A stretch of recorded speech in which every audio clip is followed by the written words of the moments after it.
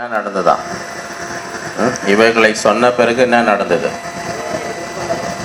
ஆண்டவர் எடுத்துக்கொள்ள. அப்படி என்றால் என்ன அர்த்தம்? இந்த உலகத்துல ஆண்டவர் பேசின கடைசி வார்த்தைகள் என்ன? அதேதான் 8ஆம் வசனத்துல. ஏன்னா இதை சொன்ன உடனே அவர் என்ன செய்தார்? மேலே எடுத்துக்கொள்ளப்பட்டார். அப்ப இந்த பூமியிலே மேலே போகிறதுக்கு முன்பதாக கடைசியாய் ஆண்டவர் தம்முடைய சீஷர்களை பார்த்து சொன்ன வசனம் தான் 8வது வசனம். 8வது வசனத்தை மீண்டும் வாசிங்க. பரிசுத்த ஆவி உங்களிடத்தில் வரும்போது, பரிசுத்த ஆவி உங்களிடத்திலே வரும்பொழுது நீங்கள் பலன் அடைந்து எருசலேமிலும் யூதேயா முழுவதிலும் சமாராவிலும் பூமியின் கடைசி பரியந்தமும் எனக்கு சாட்சிகளாக இருப்பீர்கள் என்றார்.